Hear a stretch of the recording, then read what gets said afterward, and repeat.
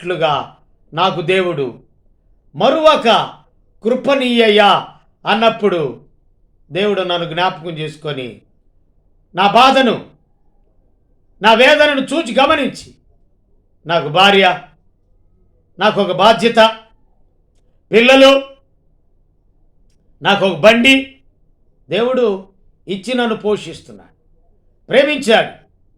కనుక ఇందు నిమిత్తము నేను దేవుని స్తుతించక మానను. అంతా నా మేలుకే, ఆరాధన యేసుకే, అంతా నా మంచికే, తన చిత్తమునకు తల వంచితే ఆరాధన పను స్తుతించుట మానను. ఆరాధన పను స్తుతించుట మానను. నేనెల్లప్పుడు యెహోవాను సన్నుతించెదన్, నిత్యము ఆయన కీర్తి నా నోట నుండు. అంతా నా మేలుకే, ఆరాధన యేసుకే, అంతా నా మంచికే, తన చిత్తమునకు తల వంచితే, తన చిత్తమునకు తల వంచితే ఆరాధన పను స్తుతించుట మానను. ఆరాధన పను స్తుతించుట మానను. స్తుతించటం మానదు. ఏం మర్చిపోయినా దేవునికి స్తోత్రమే, కానీ స్తుతించుట మానకూడదు ప్రతి విషయంలో. అందుకే దావీదు అంటున్నాడు, నా ప్రాణమా యెహోవాను సన్నుతించు, నా అంతరంగమున సమస్తమా ఆయన పరిశుద్ధ నామమును సన్నుతించు. నా ప్రాణమా యెహోవాను సన్నుతించు. ఆయన చేసిన ఉపకారములలో దేనిని మరువకము. ఆయన చేసిన ఉపకారాలు దేన్ని మరవకూడదు. అన్ని మర్చిపోయినా దేవుని మాత్రం మర్చిపోకూడదు.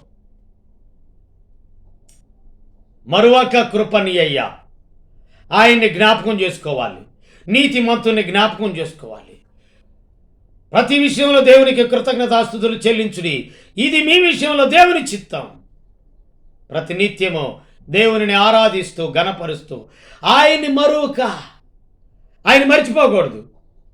చేసిన మేలు మర్చిపోతే నాబాల్లాగా, నాబాలు చచ్చాడు, మేలు చేస్తే మరిచిపోయాడు, చచ్చాడు, మంచాన పడ్డాడు, రోగాన పడి మంచాన పడి 10 దినాల తర్వాత చచ్చిపోయాడు. మేలు చేస్తే మేలుకి వాడేవాడు వీడేవాడు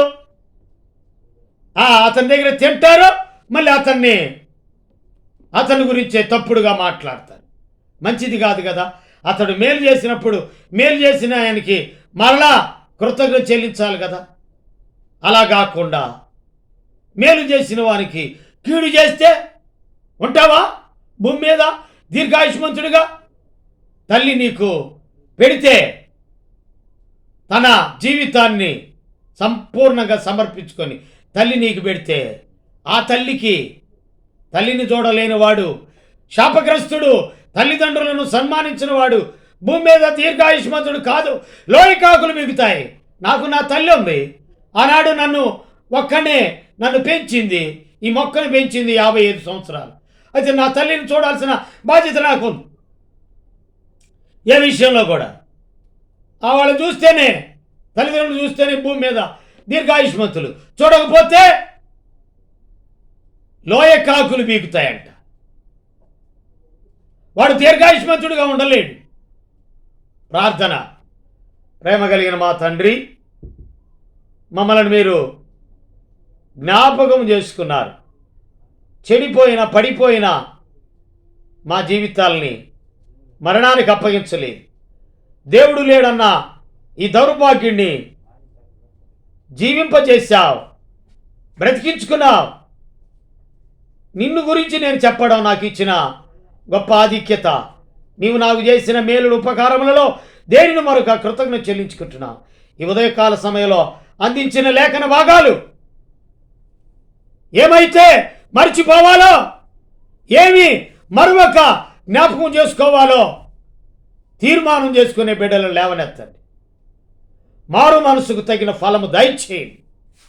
మర్చిపోయిన నాబాలు హతుడయ్యాడు, మరిచిపోయినా, మేలు చేస్తే మరిచిపోయిన వాడు, మేలుకు ప్రతిగా కీడు చేసిన వాడు మరణమైపోతున్నాడు.